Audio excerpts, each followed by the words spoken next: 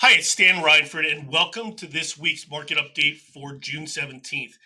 Before I get started, happy Father's Day to all the fathers out there, both kids, pets, all of the above. Just want to wish you the best and have a great day, enjoy it, and make lots of memories.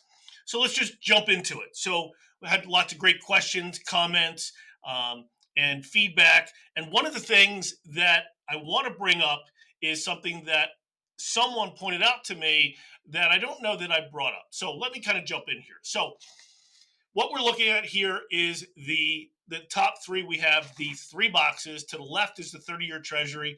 Going to see that we're down. We're red. We're down. So it's pointing down. 44 basis points to today's reaction of the Fed meeting. In that column, red is bad. And in the center one, the 10-year, we're up 6 basis points. That's actually bad, by the way. So we want the center one, the 10-year, to be in red, and we want it to be going down because that means rates are going down. Because I'm trying to change how I'm doing this instead of doing the opposite and everything else. I want to do it in the right effect and right manner for you. And then to the right here is the S&P 500. So again, just to recap here, with the candlesticks below here in this chart, we want those candlesticks to be in the red because that is actually going to be good. And if I can put this on the right one, will be even better here. So again, we're back on the 10-year here. So we're in the green, which means we're up. That means rates went up a little bit here today. So the reason being, I'm going to get into that. But let's jump into market moving news and exactly what's happening here. So as of Friday, um, the treaty is supposed to be signed here in Switzerland for the Middle East. There's a lot of things that are going on. Oil is now down under $80 a barrel, averaging somewhere around 77.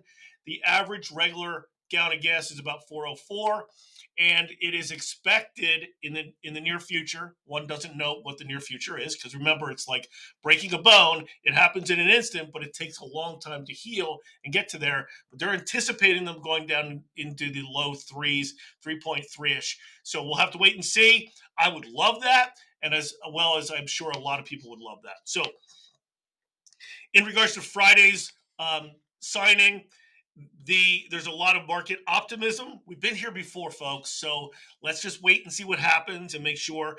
There's a 14-point peace deal that is outlined, that has been released. If you want to look at it, look it up. It was a little too long for me to go into here, and quite extensive, quite detailed. The top 2 points that I saw is that the Iran still is looking at charging a service fee or some sort of toll there. The US and the other nations saying, no, that's not happening. But then the US and neighboring countries there are pulling together to ensure financing of up to $300 billion for rehabilitation and economic development of Iran. Remember, we need them for oil across the world. So, of course, they're going to do something there. So, again, we'll have to wait and see. Fingers crossed, but we'll have to wait and see what happens. So, today was Kevin Warsh's first Fed meeting. The markets are overreacting in a negative way here.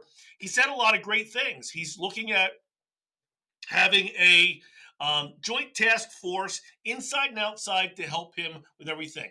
They also used the dot plot today, which is one of the things that he is just against. The dot plot, all it is really simple, is someone puts an anonymous dot on a chart, whether they want to hold rates steady, increase them, or decrease them.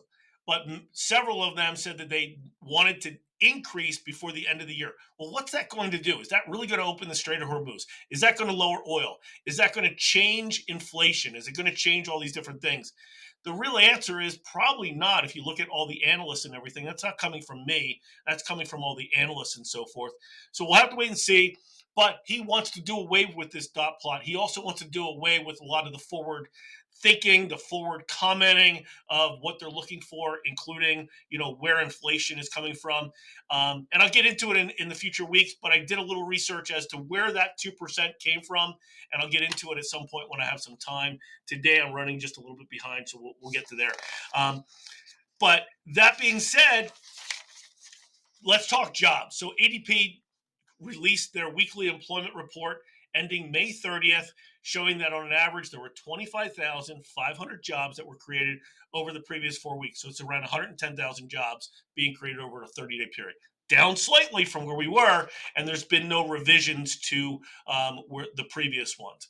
Let's talk housing. So, one of the key things that came out just recently is that the value of owner occupied real estate is approximately $49 trillion, which is a new record.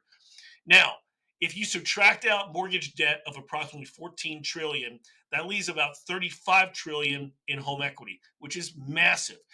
Lots of people have a lot of debt out there. So we've been actually helping a lot of people refinance and consolidate and even save money. And by saving money, even still paying off their home sooner because they're switching from a 3% rate to a mid 6 rate.